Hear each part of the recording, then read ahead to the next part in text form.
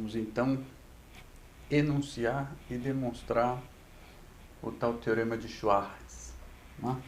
Tá aqui, eu tenho uma função f definida aí num aberto de um espaço vetorial normado, que vai num espaço vetorial normado. Tem um ponto lá no domínio dessa função f, um ponto nesse aberto. E o teorema diz o seguinte: se existir a derivada segunda, quer dizer, existe a derivada primeira em uma vizinhança desse ponto, e em cima desse ponto, não só a derivada primeira é contínua nesse ponto, como ela é diferenciável, né? E aí existe essa derivada segunda, é a taxa de variação da taxa de variação, né? A gente já fala um pouco mais sobre isso na demonstração. Mas quando a derivada segunda existe, ela é simétrica, certo? Isso daqui. Essa derivada segunda é uma transformação bilinear, né? O que a gente está dizendo é que é uma transformação bilinear simétrica. Se você trocar esses dois argumentos aqui, o resultado da operação não muda, né? Então aqui eu tenho uma transformação bilinear, aqui eu tenho a mesma transformação bilinear, só que trocada, né? E aí eu queria fazer o seguinte: primeiro, imagina o seguinte, que a gente vai chamar isso daqui de BW. Não, BVW. Então isso é uma transformação bilinear VW, né? Isso daqui, em termos de V e W, é outra transformação bilinear, né? Não sei nem que letra eu escolho. Eu vou escolher T.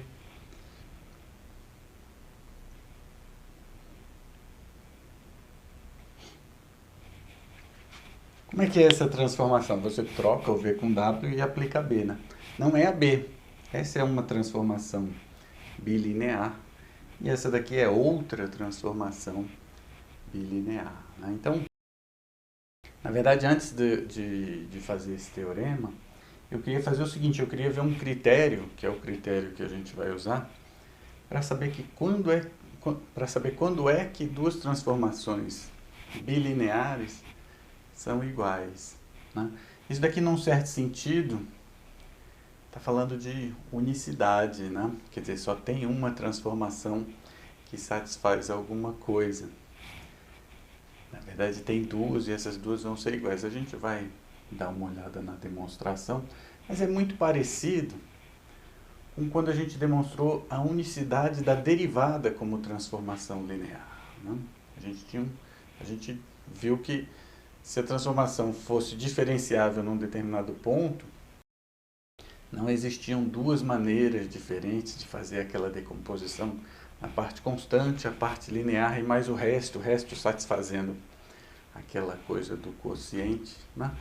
Vamos fazer isso primeiro, então. O meu interesse é entender quando é que duas transformações bilineares são iguais. Vamos começar com as transformações lineares. Quando é que duas transformações lineares são iguais? Bom, são iguais quando elas são iguais em todo ponto, né? Eu quero ver um critério que sirva aqui no nosso contexto, que facilite a vida da gente, né? E aí depois a gente passa para as transformações bilineares, certo? Então vamos lá. Recapitulando então a unicidade da derivada, né? Imagina o seguinte: a função f em torno do ponto A, a gente consiga decompor ela assim, olha só. Essa parte constante, né? O f de A, uma transformação linear contínua, T, mais aquele resto. E o resto satisfazendo aquela coisa lá que a gente gosta, que é ele ter taxa de variação nula, né? Derivada nula. Então a gente primeiro definiu o que é ter derivada nula, para depois definir o que é a derivada, né? Então esse carinha aqui é a derivada quando a diferença entre esse e esse tiver taxa de variação nula, né? Então esse menos esse todo aqui é o ρ, e o ρ tem taxa de variação nula. Essa aqui é a propriedade essencial aí, né, Bom, tudo é essencial, né? Se a gente mudar, já não é mais a mesma coisa. Mas imagina que você conseguisse decompor essa função aí desse mesmo jeito de duas maneiras, quer dizer, de outra maneira. Então, imagina que também valesse que f de a mais v é f de a mais uma transformação linear contínua S aplicada em P, mais um resto, e esse resto de novo, satisfazendo a mesma coisa, né? Eu vou abreviar aqui um pouquinho. Não vou não. Deixa eu escrever tudo. Então, os dois restos satisfazendo a mesma coisa, as duas partes lineares sendo transformações lineares contínuas, né? Como é que a gente mostrou que, na verdade, S era igual a T, né? A gente fez a diferença, esse menos esse é zero, esse menos esse é zero, né? E aí ficou assim, aqui, por exemplo, esse menos esse, T menos S, aplicado em V, isso é igual. Então, esse é igual a esse, significa que esse menos esse é igual a esse, menos aquele, né? Passando para lá ou para cá. Sigma de V menos ρ de V. Né? E aí a gente quer usar esse tipo de coisa. Isso aqui é o que a gente sabe, né? Além do fato desses caras serem lineares e contínuos, isso aqui é o que a gente sabe. Então, dividindo isso daqui por norma de V, dividindo isso daqui por norma de V e fazendo V ir para zero,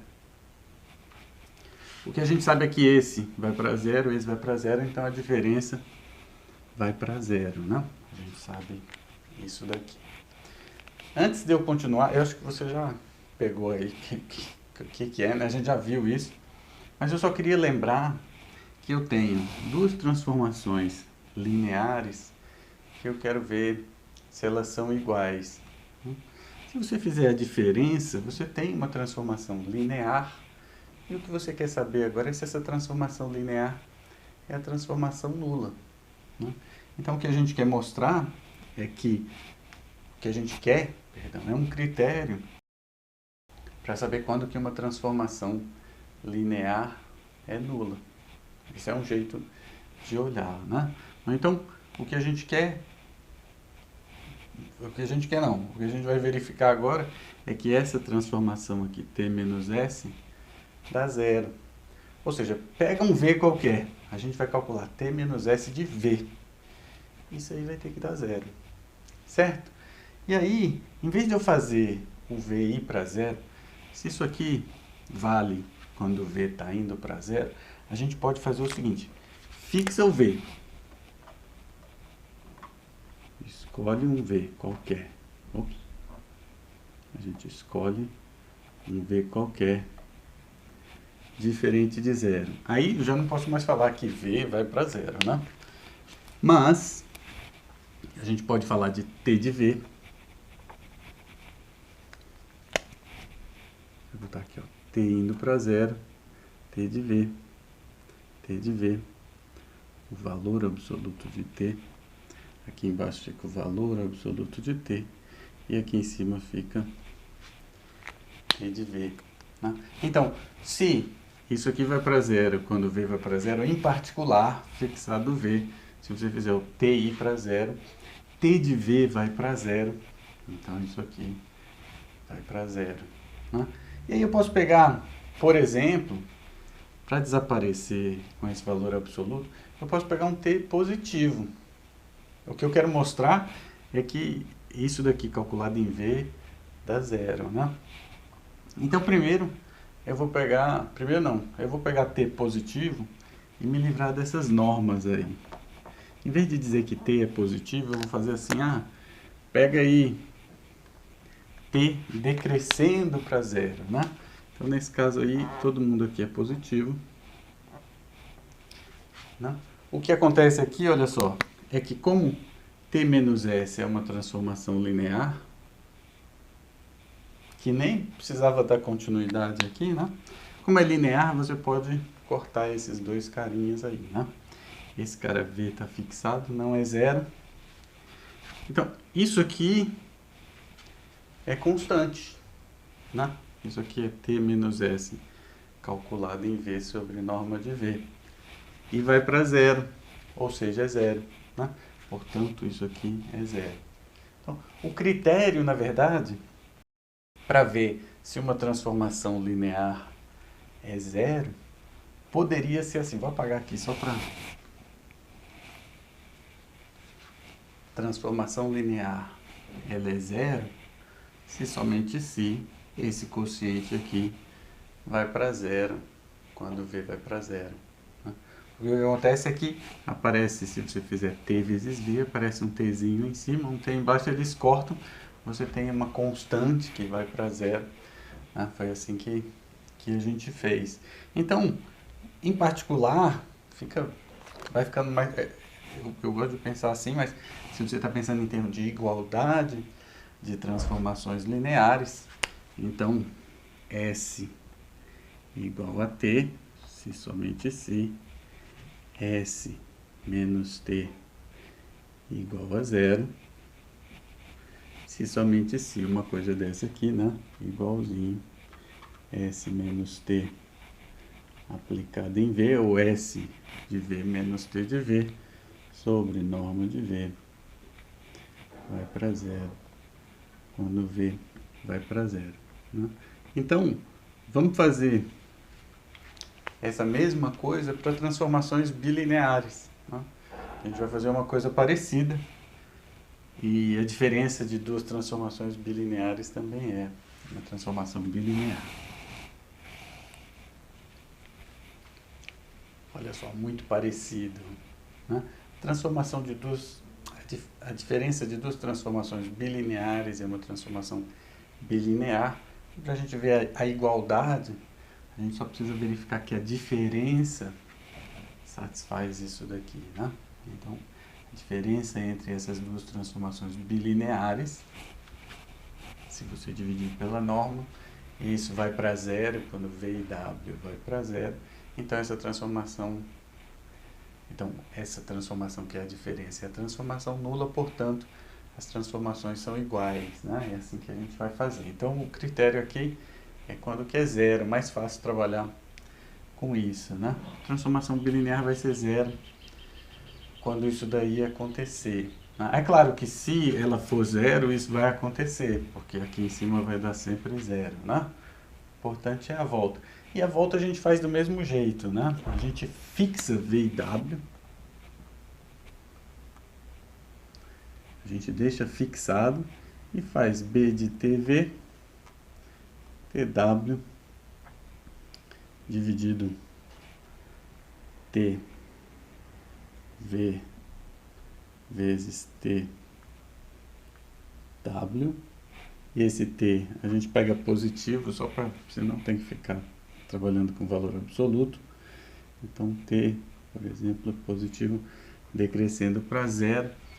Isso daí vai para zero. Mas como a transformação é bilinear, esse corta com esse corta com esse. Então, essa constante aí tem que ser igual a zero. Ou seja, vou pegar esses caras aqui diferentes de zero, né? Ou seja, a transformação dá zero sempre. Né? Quando V ou W são zero, isso aqui já dá zero. Quando não são zero, aqui está mostrando que é constante igual a zero. Né? Então, esse critério aí é quase o que a gente vai usar. Só que a gente gosta um pouquinho da norma do máximo. Né? Eu vou apagar aqui embaixo só para reescrever isso daí com a norma do máximo. A norma do máximo fica assim, olha só. É claro que se esse carinha aqui, que estava aí antes, né?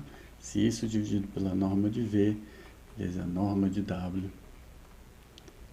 Se isso aqui vai para zero, quando V e W vão para zero, esse cara aqui é menor, né? Porque você está dividindo por uma coisa muito maior, né? A norma do máximo é maior ou igual que esse, maior ou igual que esse. Então, o que a gente está dizendo é que a gente nem precisa verificar Esse cara aqui é mais forte, assim, parece, né? Esse implica nesse. O que a gente está dizendo é que basta verificar esse caso aqui, né? Basta verificar com a norma do máximo. O motivo é o mesmo, né? Bom, eu vou apagar isso aqui porque isso aqui que eu escrevi aqui embaixo não tem a ver com a demonstração, né? Eu só estou dizendo que o que estava antes implica nesse. Então esse daqui um pouquinho mais forte, né? Então, talvez ele não implicasse na volta. O que a gente está dizendo é que se esse aqui for para zero, esse aqui também vai, necessariamente. Porque se esse aqui for para zero, a transformação é nula. Então ela é zero. Certo? Vou apagar. Fazendo então exatamente da mesma maneira, né? Quaisquer que sejam V e W diferentes de zero, né? Bom, você já sabe que B de VW dá zero quando algum dos dois é zero, né? Pela bilinearidade. Quando eles são diferentes de zero, aí você usa o mesmo truque do TV, TW, divide isso pela norma do máximo ao quadrado de TV, TW, mas esse T, ele sai, fica assim, T ao quadrado, vezes a norma do máximo aí de VW. Nem precisa ser a norma do máximo, né? Uma norma qualquer no produto. Isso aqui já funciona, né? Porque o importante é que o T saia, né? Quando você multiplica os dois, TW. Bom, e aí a nossa hipótese aqui é que isso daí vai para zero quando T vai para zero, né? Só que pela bilinearidade, esses dois desaparecem. O que a gente está dizendo é que essa constante aqui é igual a zero, né? Então, B de VW tem que ser zero, certo? Porque esse carinha aqui é uma constante também. Então, esse vai ser o critério de bilinearidade aí que a gente vai usar no próximo vídeo, certo? Então, no próximo, você lembra disso aqui? Dividido pela norma, ao quadrado, certo? Dividido pela norma ao quadrado. Se a gente mostrar que isso aqui vai para zero, porque é assim que funciona aquele resto, né? E o que a gente quer fazer é usar esse resto aí, ok? Então, a gente vai usar isso para demonstrar no próximo vídeo o teorema de Schwartz.